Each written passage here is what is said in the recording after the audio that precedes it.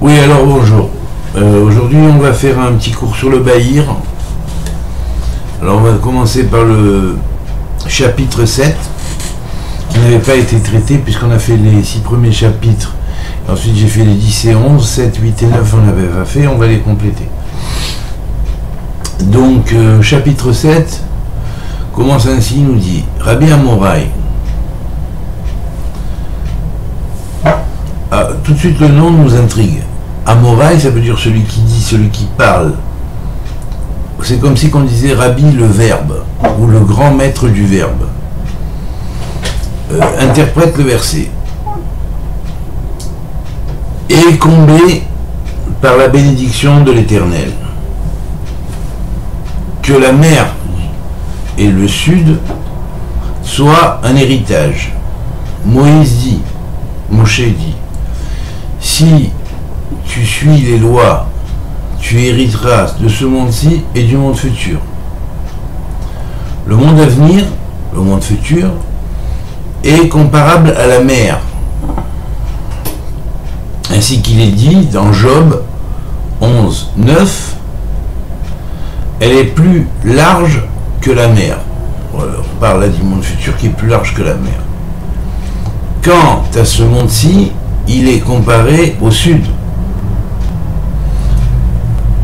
Comme il est dit dans Josué 15, 19, puisque tu m'as relégué au pays du Negev, qui, le Negev, symbolise bien sûr le sud, et se traduit donc en Targum par le pays du sud. Alors le sud, on sait, c'est l'endroit qui est lié à Abraham. Abraham, c'est le père de la bonté, de l'amour, de la émouna, de la foi, celui qui va transmettre un message universel, puisqu'il est père des 3 grandes religions d'un côté, puisqu'on sait que Abraham a donné Ishmaël qui va engendrer plus tard l'islam, Abraham a donné Yitzhak qui a engendré le judaïsme, et Abraham a donné Esav qui a engendré le christianisme par la suite. Disons confondu avec un juif qui a été envoyé donc comme Shaliar pour apporter à Esav la tchouva. Et donc la teshuva qui veut dire le retour, quoi, le retour à Dieu. Puisque Esav à un moment donné était déconnecté, ça représente tout le monde occidental qui s'était déconnecté de Dieu. Bon, donc ces 3 grandes religions qui ont formé les 3 grandes religions monothéistes, l'état originel se trouve en Abraham, et puis nous avons bien sûr le Darom, qui est lié aussi à l'ange Michael, qui est une des 4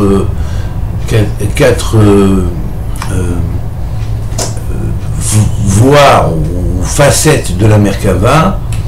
La facette du lion est liée à Michael, et ça représente le point où le soleil est au zénith, c'est-à-dire qu'en fait le point midi ou le point où le soleil brille.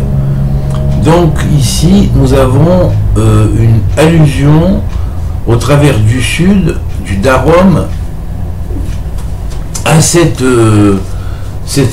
chose-là, toute cette symbolique, hein, qui est la symbolique de l'amour, de la volonté, de l'unité, mais au travers d'Abraham, qui symbolise ce Darom, et le Chesed Rav, c'est-à-dire la grande bonté et la miséricorde.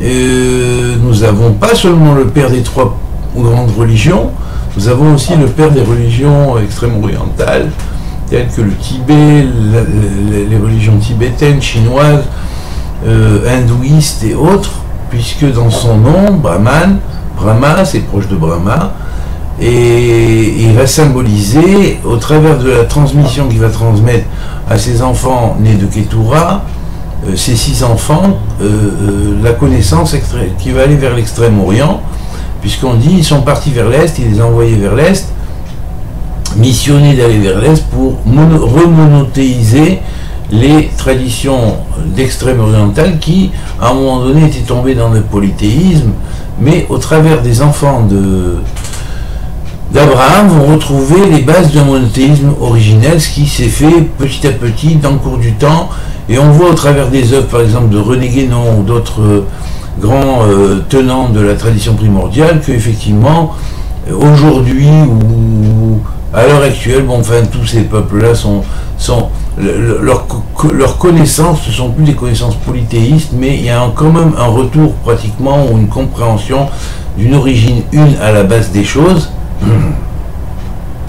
Et donc le symbole ici du Darom Abraham qui est relié, alors regardez comme c'est fort parce qu'il est relié à Olam Hazé, c'est-à-dire à ce monde-là, mais précisément tout en étant relié à ce monde-là, il est la base même du tikkun, de l'unification et de la réparation de ce monde-là. Et donc, il n'y a pas de possibilité de passer au Olam Haba s'il n'y a pas de Olam Hazé. Donc, quand on dit le monde est comparable au Sud, c'est pas tout de suite, c'est quand le Sud aura atteint le soleil, c'est-à-dire le soleil de la délivrance, de la justice, et que le Olam Hazé sera porté à son point vraiment le plus haut, alors on commencera à envisager la notion de Olam Haba, qui lui est comparé à la mer d'abord, mais ensuite on dit à la grande mer. À la grande mer. Alors on va analyser ces termes et on va voir. On va voir que le terme Olam Hazé,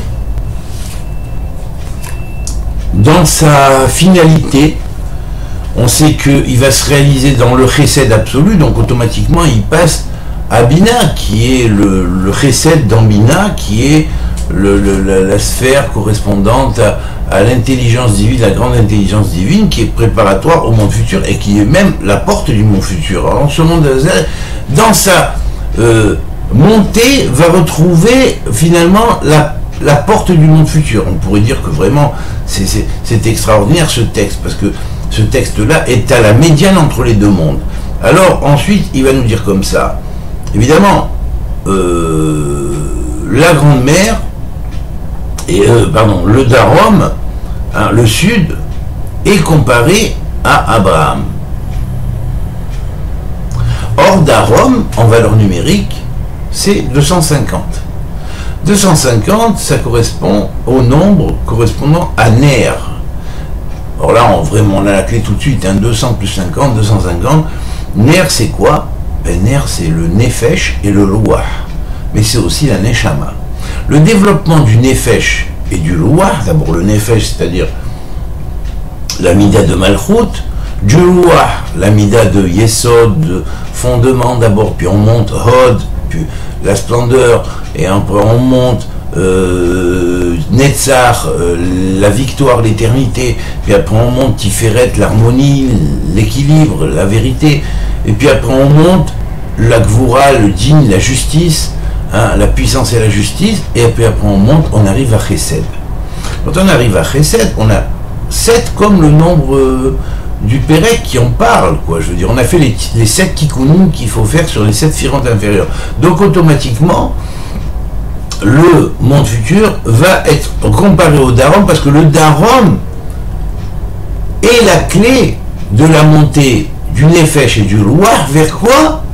Dans leur aboutissement avec le Tikkun, arriver à la Neshama. Vous voyez? Et ça, c'est au travers de Ner et de Darom. Donc, quand on arrive à Neshama, on est déjà dans Bina, la grande mère. Mère, M-E-R-E. Hein, la grande maman céleste. La grande maman céleste, eh bien oui, elle est à la fois la grande maman céleste, mais elle aussi, en tant que nous ayons pondu quelque part dans ce monde-là, afin que nous fassions le travail sur l'arrangement des 7 midotes inférieures ou qualités inférieures qui ont été atteintes par les forces aux obscurs, qui se sont brisées quelque part, et bien en les réparant, on va arriver finalement à retourner à elle, et en retournant à elle, elle nous ouvre la porte après du monde futur. Et alors là, on va prendre le Olam Hazé, on va faire la gematria pour bien comprendre. Et on constatera que Olam Hazé, c'est fait 146 plus 17 égale 163. Et que là, le chiffre est équivalent de Kelim Sag. Kelim Sag, ça veut dire les récipients, les kelim de réception, les matériaux qui nous permettent de recevoir, n'est-ce pas, les instruments et en fait en récipients qui nous permettent de recevoir la lumière, ils viennent de Sag. Sag, c'est le nom de Dieu qui est relié à Bina. Donc on voit bien qu'effectivement, ce monde-là conduit au monde futur. Hein? la résonance finale de ce monde-là comparée au Darom, c'est-à-dire à ce fameux cette fameuse pinade de la Merkava ou facette de la Merkava qui est liée à Abraham, à Michael, le prince d'Israël, de la Rachamanou d'Israël, ce sont ceux qui sont sages et droits envers Dieu, et Yachar qui vont vers Dieu directement, Yachar par la voie courte et pas par des chemins détournés. Eh bien, évidemment, c'est l'accession directe après le Tikkun à la 8e sphère qui était la sphère de Bina. Et là, dans Bina, on est encore dans un Bina qui est en relation avec notre monde, mais qui va ouvrir de ce monde-là au monde futur. Et les deux mondes vont faire un. Vous voyez ? Alors là, c'est intéressant parce que le nom Sag c'est Samer 60 plus Gimel 3, c'est un acrostiche pour désigner les trois noms de Dieu Yud Ke Vav Ke, écrits en midoui, c'est-à-dire en remplissage de lettres, qui font 63 en valeur numérique. Alors, évidemment, il y a trois manières de faire 63, avec le nom Yud Ke Vav Ke écrit en valeur numérique pleine. Le Yud s'écrit Yod Vav Dalet, il fait 20. Le He ensuite qui vient dans la première manière d'écrire He Yud, le Vav s'écrit Vav Aleph Vav, et fait 13, et le He Yud final, ce qui va faire en tout 63. Puis, deuxième niveau. Alors, deuxième niveau, Yod Vav Dalet, He Aleph, Vav Yud Vav, He Yud. Alors, ensuite, troisième niveau. Et Yod Vav Dalet, He Yud, Vav Yud Vav, He Aleph. Et là, on a les trois grandes capacités du récipient, du récipient de contenance de la lumière, qui va passer par trois voies, qui est la voie de recevoir de la mer par le cerveau droit, puis par le cerveau gauche, puis par le cerveau central. Et au travers de ces trois écritures du Sem Sag, du nom de Sag, qui est lié à la Bina, à la sphère de Bina, à l'intelligence divine, la grande intelligence divine, eh bien on arrive effectivement à la disposition du cerveau matériel, à recevoir les cerveaux spirituels dans son récipient matériel, et l'habillement de ces cerveaux spirituels dans le récipient matériel, dans les récipients matériels, va donner l'éclairage intérieur qui va permettre à l'individu de réparer et de comprendre mieux comment réparer les 7 sphirotes inférieures, les 7 tikkunim qu'il y a à faire. Enfin, vous savez, on parle des 7 péchés capitaux, c'est un peu pareil. Disons qu'il y en aurait un de chaque qui atteindrait une sphère. C'est pareil. Mais il y a 7 sphirotes, et ces 7 sphirotes, elles sont bien évidemment reliées à ces 7 péchés capitaux. Eh bien, en fait, c'est vrai. Et donc, on va dire que la réparation sur ces 7 points principaux et ce que la Kabbale va nous apporter aussi en relation avec les tikkunim ou les travaux de réparation qu'il y a à faire sur chacune des 7 sphères inférieures, indépendamment de la relation avec les 7 péchés capitaux, eh bien, vous allez voir que, franchement, c'est fantastique.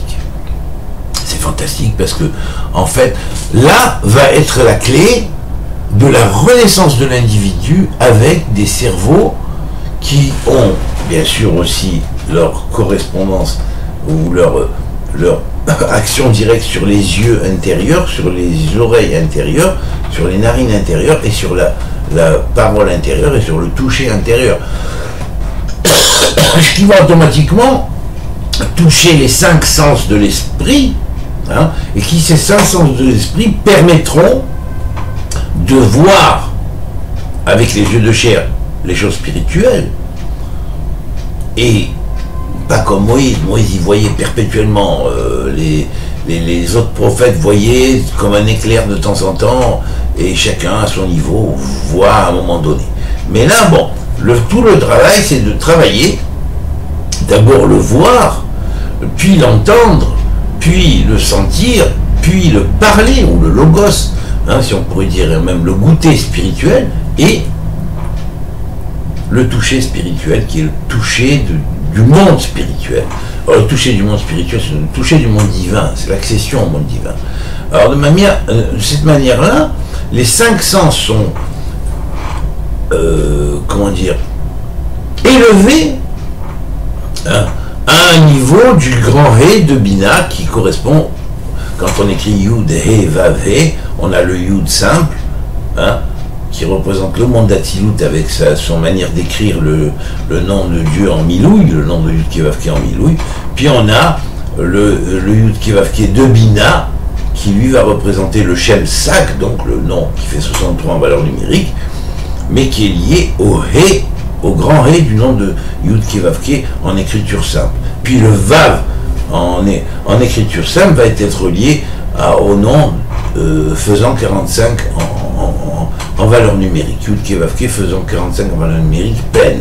Puis la 4e valeur numérique pleine va être liée au monde de Asiya, ou au 2e He du grand nom de Yud Kevavke, vu comme ça, et à ce moment-là, ça va représenter la valeur Yud Kevavke écrit en valeur numérique, on pourrait dire redoublée, c'est-à-dire 52, c'est-à-dire 2 fois 26, où chaque lettre contient dans son extériorité, c'est-à-dire et son intériorité un semblable. C'est-à-dire par exemple Yod 10, Vav Dalet 10, puis He 5, puis He 5, Vav 6, puis Vav 6, He 5 plus He 5. Et là, on a le fameux nom qui est relié au nom de Asiya, qu'on appelle le Shem Ban ou Ben, qui est le nom du fils, et qui fait en valeur numérique 52, en référence non pas au fils de Asiya, mais en référence au fils de Malchut de Ensof, qui est le point de départ de ce qu'on appelle Keter Haolamot. Voilà, la couronne des mondes. Alors voilà, bon, donc pour expliquer, je reviens donc à la notion d'Olamazé. Le nombre 163 ne tombe pas simplement, il va représenter les Kelim Sag avec la capacité de réception dans le récipient spirituel d'abord des lumières qui vont remplir ce récipient spirituel venant du cerveau droit, du cerveau gauche et du cerveau du milieu. Les 3 récipients vont être remplis, ils vont rentrer dans les récipients matériels et ils vont permettre de voir, d'entendre, de sentir et de goûter ou de parler et même de toucher le monde spirituel. Voilà, et c'est pour ça que c'est relié quelque part à ce grand et du nom de Dieu, parce que ça touche les 5 sens supérieurs ou intérieurs de la chose. Voilà. Alors à ce moment-là, quand le Olamazé travaille à ce niveau, il entre dans Bina, et dans le grand He de Bina, les 5 sens sont sanctifiés et élevés au niveau spirituel. Et alors là, bien sûr, du Darom, qui est le soleil qui va éclairer le monde et unifier le monde comme c'était le cas d'Abraham, et ici le prince Michael qui est le Sar Israël, il rendra toute l'humanité Israël, c'est-à-dire toute l'humanité Yachar, droite, à voie droite envers Dieu, ne croyant qu'un seul Dieu. Et à ce moment-là, il y a le Olam Haba. Et là, le Olam Haba, sa valeur numérique, c'est 146 pour Olam, et Haba qui fait 8. Alors 8, évidemment, ça passe par l'affaire de Bina, qui est la 8e partant du bas vers le haut, et là, le nombre va être 154. Et 154, ça va être aussi les Kélim, les récipients. Mais les récipients de quoi? De Dan. De Dan, ou Nad, 54, c'est la manière d'écrire le nom de Dieu, Yud Kevavke, en valeur numérique, qui fait 54 en valeur pleine. Il y en a 3 aussi. Et là, les 3 sont reliés cette fois-ci à la Chokhma, pas à la Bina, mais à la Chokhma. Alors donc, dans ces 3 manières d'écrire le Shem Dan, qu'on appelle donc le Shem qui fait 54, le nom de Dieu, Yud Kevavke qui fait 54 en valeur numérique, et donc qui est lié au Kélim 100 plus 54, bien sûr, il y a 3 manières de l'écrire. Alors, il faut voir que au travers de ces 3 manières de l'écrire, c'est le Olam Haba qui descend par le cerveau droit, par le cerveau gauche et par le cerveau du milieu, avec ses Kélim d'adaptation ou ses réceptacles d'adaptation. Et les réceptacles d'adaptation vont recevoir le Shefa c'est-à-dire le flux divin émanant du Shem Yud, He, Vav, He, écrit comme tel, Yod, Vav, Dalet 20, He, Aleph, et Aleph 6, Vav, Aleph, Vav 13, He, Yud 15. Donc, c'est la première manière d'écrire, relié au cerveau droit. Relié au cerveau gauche, Yod, Vav, Dalet, He, Yud, ce qui fait 20 plus 15, plus Vav, Aleph, Vav qui fait 13, plus He, Aleph qui fait 6, donc nous avons encore une fois 54. Et la troisième fois, donc là on est dans le cerveau gauche, et après le cerveau du milieu reçoit comme ça, Yod, Vav, Dalet, He, Aleph, Vav, Yud, Vav, He, Aleph, ce qui fait Yod, Vav, Dalet 20, He, Aleph fait 6, plus Vav, Yud, Vav 22, plus He, Yud, et Aleph, pardon, égale 6, voilà, et nous avons encore une autre fois 54.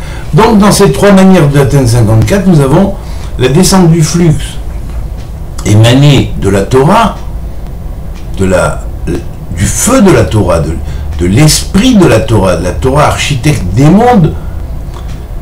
Eh bien, ce flux-là va descendre dans les cerveaux adaptés et vont programmer les cerveaux de façon à les faire entrer dans ce qu'on appelle le Olam Haba.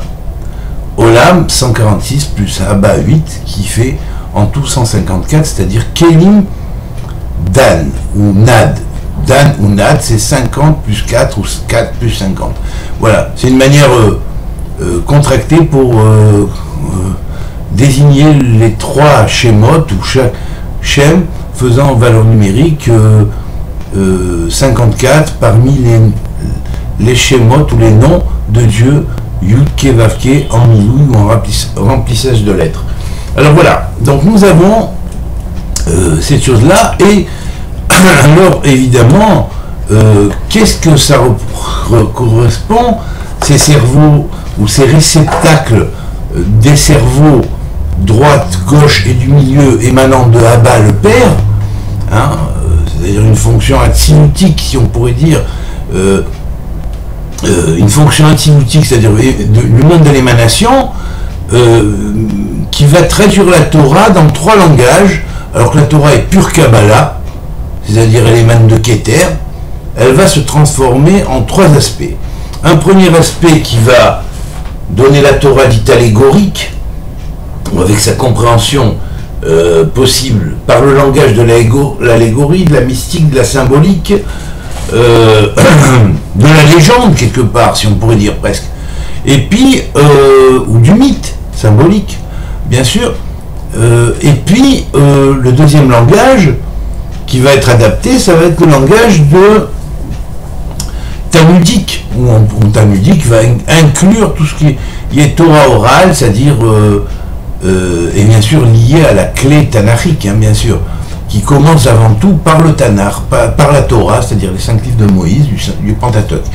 Alors là, bien sûr, le Talmud étant divisé en Mishnah et Gemara, enseignement et termination de l'enseignement, et bien en fait, ça représente la superlogique divine à apprendre et à connaître selon la clé divine, bien sûr. Et alors là, quand on parle de Shefa descendant du Shem Dan, ou de Flux descendant du Shem Dan, du nom faisant 54 en remplissage de Yud Ke Vav Ke, descendant dans le récipient, adapté pour le monde futur, bien sûr, et il faut voir ici, au travers de toutes les règles énoncées dans le Talmud, non pas simplement des faits sociaux ou des légendes racontées, mais tout un enseignement d'une super logique telle qu'elle est comprise d'un point de vue d'en haut. Ce serait non pas donc une philosophie, mais une philosophie dans le sens philosophie supérieure, qui au lieu de partir des causes vers les effets, partirait des effets, au lieu de partir, d'analyser à partir des effets vers les causes, ce serait le contraire, ce serait une compréhension en partant du divin, comment en partant des causes on arrive aux effets. Voilà. Et donc tout ça, bien sûr, on ne peut pas arriver comme ça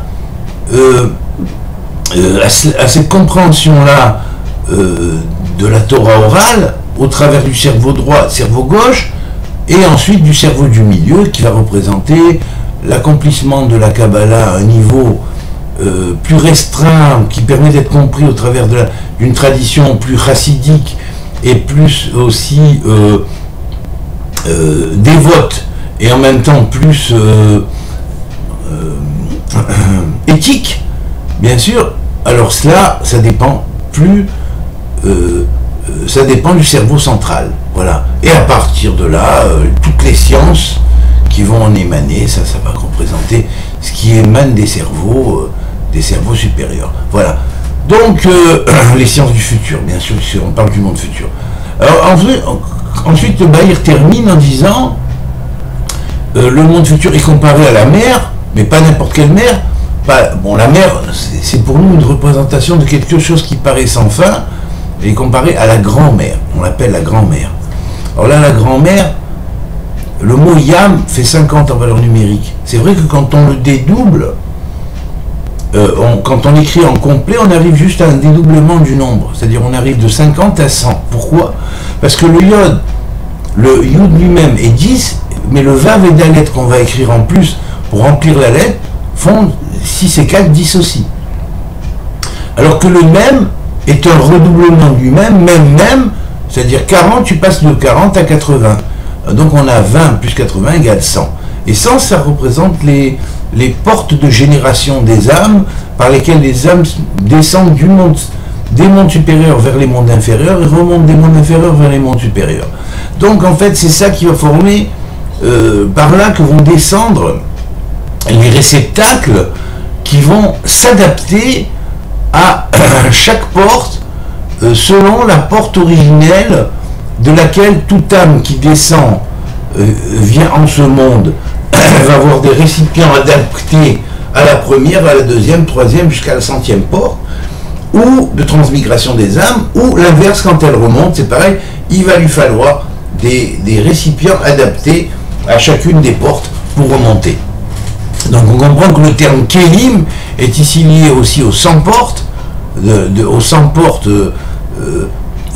qu'on appelle Me'ashearim, ou les portes de la transmigration des âmes, hein, des mondes supérieurs vers les mondes inférieurs et des mondes inférieurs vers les mondes supérieurs.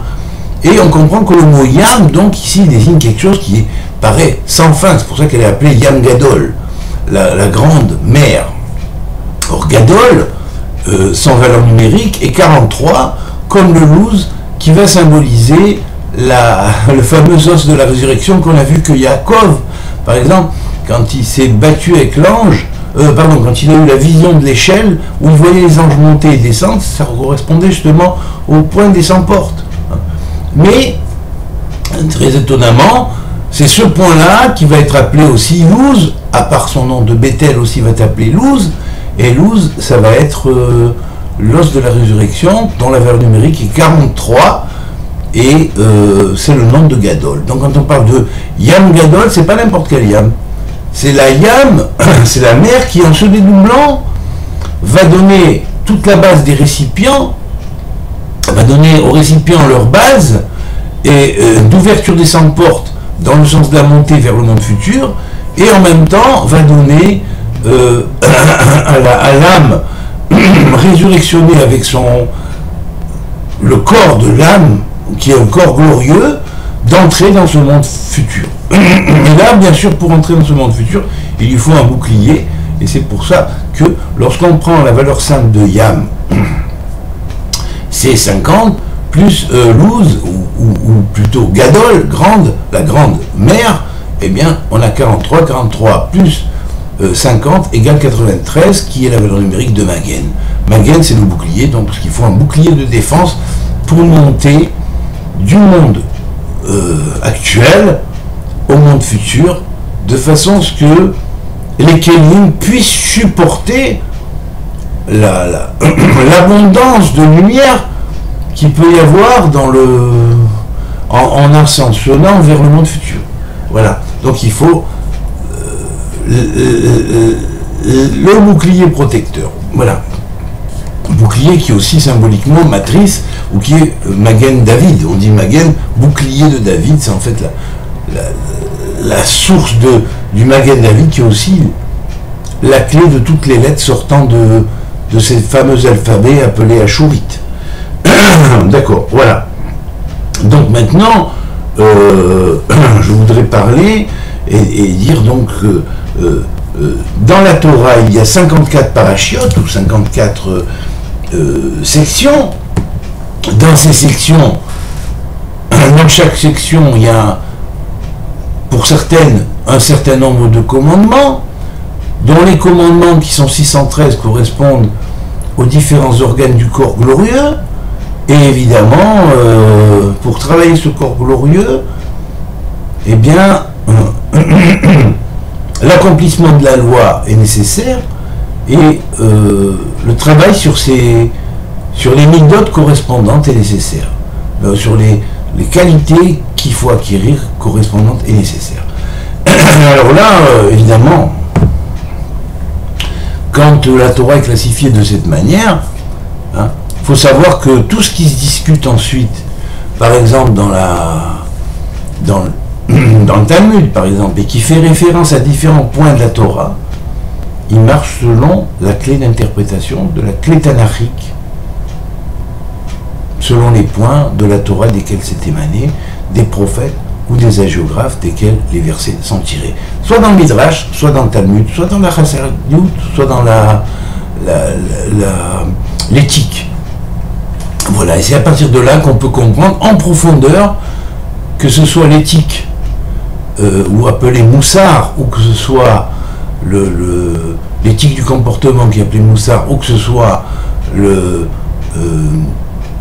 la Chassidut, ou la manière de vivre dans sa vie de tous les jours, avec l'amour au divin vis-à-vis des créatures, et la volonté de toujours apporter de la bienveillance autour de soi, et puis la compréhension des choses qu'on peut avoir aussi dans le domaine de la sagesse et de la connaissance, de par ce qui se cache derrière le sens symbolique, allégorique ou mystique, et de l'autre côté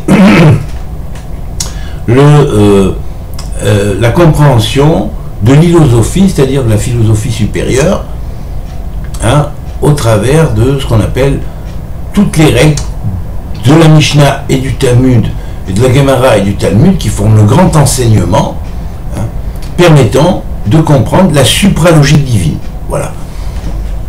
Alors maintenant,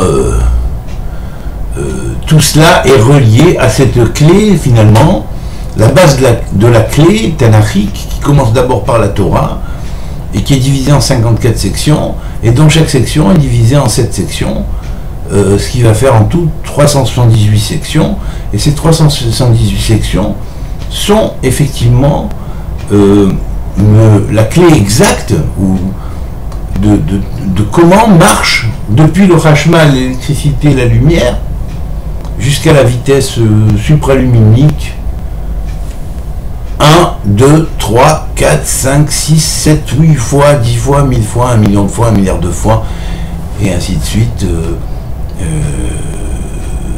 de la vitesse de la lumière normale est connue. Voilà. Alors, ce à quoi correspond cet Yam Gadol, hein, c'est la compréhension que dans l'entrée dans le monde futur est appelée Yam Gadol parce qu'il contient la compréhension de connaissances en même temps et d'applications nécessaires au développement de soi qui sont de l'ordre de la lumière et d'au-delà de la lumière, ce qu'on appelle le feu, et le feu qui mange le feu, ce qui est appelé le Hashmal. Voilà, le Hashmal, c'est les 378 tachanot, étapes des 54 sections de la Torah, qui se lisent dans le cours de l'année Et donc, au travers des vêtements des jours et des temps, hein, on pourrait dire les kélim ou les dispositions de réception de ce que nous pouvons recevoir du monde futur peut être récepté au fur et à mesure dans ce temps sacralisé, et ainsi nous avons la conjonction des deux mondes. C'est magnifique. Nous avons la conjonction des deux mondes, de Olam Hazé et de Olam Haba, au travers de cette fameuse Mishnah 7 du Bahir. Et je vais vous révéler quelque chose. Olam Hazé 163 plus Olam Haba 154 égale 317. Et là, on est devant un nombre merveilleux. On est devant un Yud, un Shin et un Vav, avec un Aleph. C'est-à-dire, un Yud, un Shin et un Vav, mais c'est le symbole de la continuité de toute la clé tanachique à la clé qui va suivre, l'évangélique.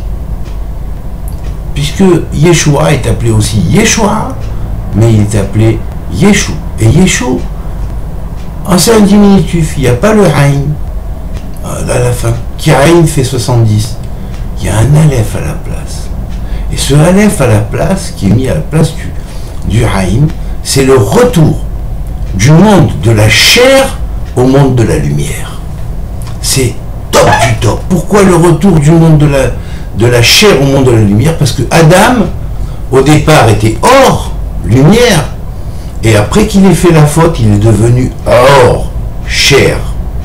Or, l'homme qui a transformé sa chair en lumière, eh bien, va devenir le Yud, Shin, Vav, Aïn incarné, et le Yud, Shin, Vav, Aleph, une fois retourné, vivant dans le monde futur, et continuer à vivre dans ce monde-là. Et cette conjonction que cette âme-là est capable et apte à faire entre les deux mondes, c'est quelque chose d'exceptionnel. Voilà. Merci à vous tous de m'avoir écouté. Que Dieu vous bénisse et que Dieu rapproche la paix sur la terre. Amen.